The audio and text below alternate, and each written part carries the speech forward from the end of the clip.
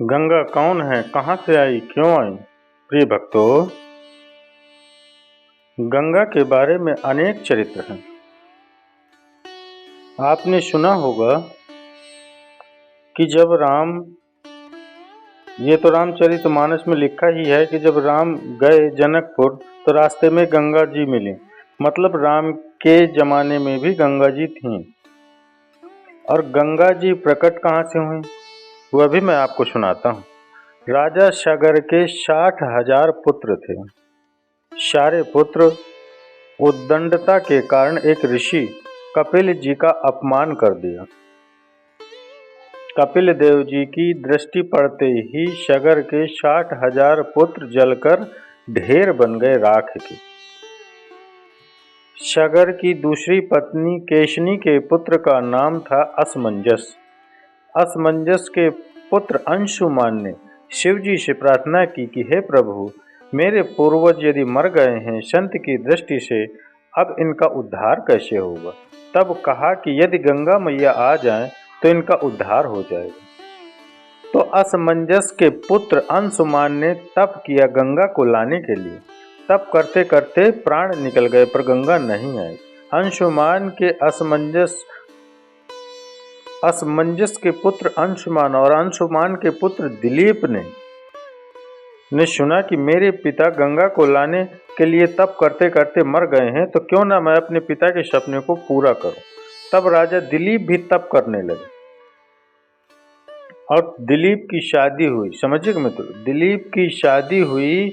इनकी 2 शादियां थीं। पहली शादी हुई, पुत्र नहीं हुआ। दूसरी शादी हुई, पुत्र नहीं हुआ।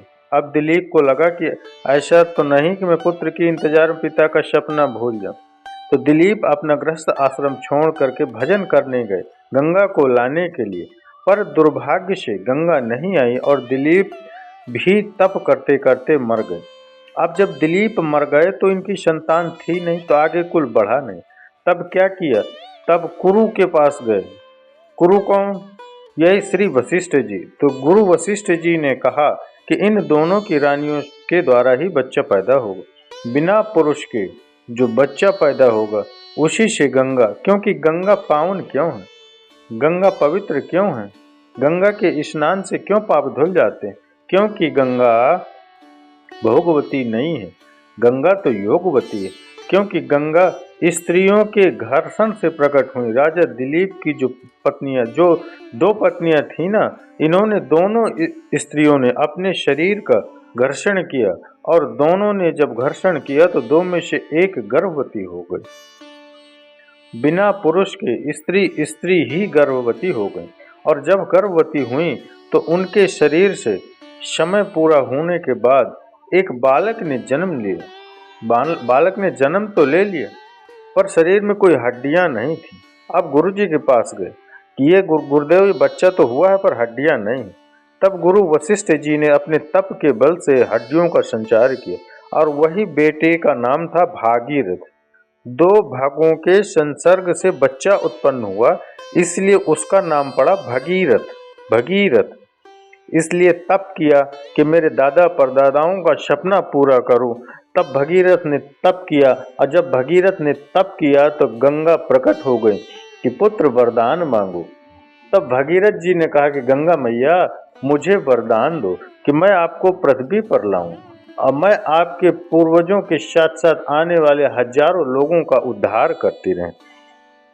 पातित लोग यदि वचन नहीं कर पाते हो, यज्ञ नहीं कर पाते हो, दान पुण्य नहीं कर पाते हो, परंतु गंगा स्नान कर लोगे जीवन में एक बार तो ये भव सागर पार जा सकते हो। ये गंगा स्नान का महत्व है।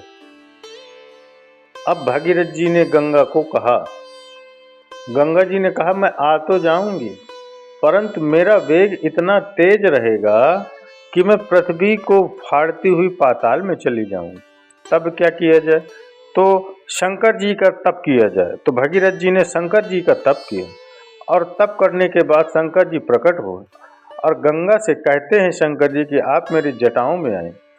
तो ये गंगा जी आई शिव जी के जटाओं में आई। अच्छा, ये गंगा कौन है? कहते हैं जब बावन भगवान जब राजा बलि के द्वार पर 3 भक्त भूमि मांगने गए तो पहले पग में ही असल, सुतल, तलातल और रसातल सब मांग लिया, और दूसरे पग में तो तीसरा पग कहाँ रखे। जब भगवान दूसरा पग लेकर गए ब्रह्मलोक में, तो भगवान के अंगूठे से ब्रह्मांड फट गए। 52 भगवान ने इतना विशाल रूप बनाया कि इनके चरण के अंगूठे से ब्रह्मांड फट गया, और ब्रह्मांड के बाहर का जल इनका अंगूठा धोता हुआ गिरने लगा। ब्रह्मा को लगा कि इस पानी से पृथ्वी डूब जाएगी। तब ब्रह्मा जी ने अपना कमंडल लिया और उस कमंडल में पूरा जल भर लिया। वो चरणोदक था, जो भगवान के चरणों का धोता हुआ जो जल था वो ब्रह्मा जी के कमंडल में था। और जब भागीरथ जी ने तप किया तो ब्रह्मा जी ने वही चरणों का जल छोड़ दिया। वह चरणोदक ही गंगा है। भगवान के चरणामृत, चरणों का धोया हुआ जल ही गंगा जल है। आज भी गंगा जल में आप प्रैक्टिकल करके देख लें, लाखों साल रख के देख लें, हजारों साल तक भरा रहे गंगा जल, कभी खराब नहीं होता, क्योंकि ये मेरे गोविंद के चरणों का धोवन है। इसलिए गंगा अपवित्र नहीं होती, और गंगा सबको पावन करती है। और फिर गंगा जी ने जाकर गंगा सागर तक जाकर के गंगोत्री तक निकलकर, अच्छा, गंगा जी जब गईं तो हरिद्वार के ऊपर जानवी नाम की एक संत थे, जन्नू बाबा। तो जन्नू नाम के संत ने गंगा को पी लिया, क्योंकि उनकी कुटिया गंगा ने बहा दी। तब भागीरथ जी ने कहा, महाराज, बड़ी तपस्या करने से गंगा प्रकट भई। तब संत ने अपनी जांघ से गंगा प्रकट की, इसलिए गंगा का एक नाम जानवी भी पड़ा। और आगे चली तो 7 ऋषियों की कुटिया थी।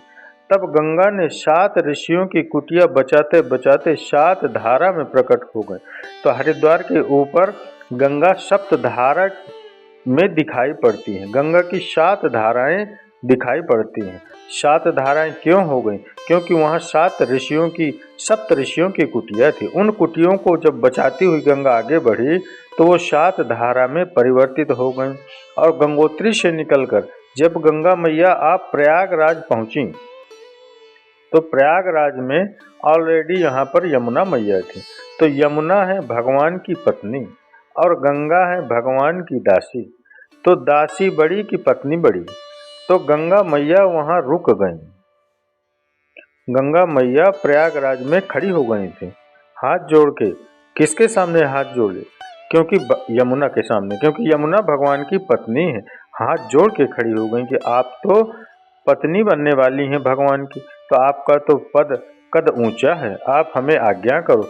तब यमुना मैया ने कहा, गंगा, तुम पावन करने आई हो संसार को, मैं अपनी लीला यहीं समाप्त करती हूँ, अब यहाँ से तुम आगे जाओ। जबकि प्रयागराज में आप गौर करेंगे ना, तो यमुना जी बिल्कुल सीधी जा रहे हैं, जबकि गंगा जी टेढ़ी आकर मिली हैं। और फिर आगे जो धार गई है ना, वो मानना तो ये चाहिए कि यमुना में गंगा मिली, परंतु आगे यमुना का नाम चलना चाहिए था ना। पर यमुना जी ने कहा, ना, आगे आपका ही नाम चलेगा और पापियों के पाप धोते रहना। और आज तक वो यमुना मैया यहाँ अपने आप को विराम करती हैं, और वहाँ से आगे स्वयं यमुना मैया गंगा जी को स्थान देती हैं। गंगा जी आगे चलती हैं और गंगोत्री से निकलकर प्रयागराज होती हुई गंगा सागर पहुँची, जहाँ सागर के 60,000 पुत्र की राख पड़ी थी। गंगा स्पर्श होते ही जल वो सारे लोग तर गए। आज भी लोग मरने के बाद गंगा में विसर्जित करते हैं, क्योंकि भव सागर से तारने वाली केवल गंगा मैया ही है।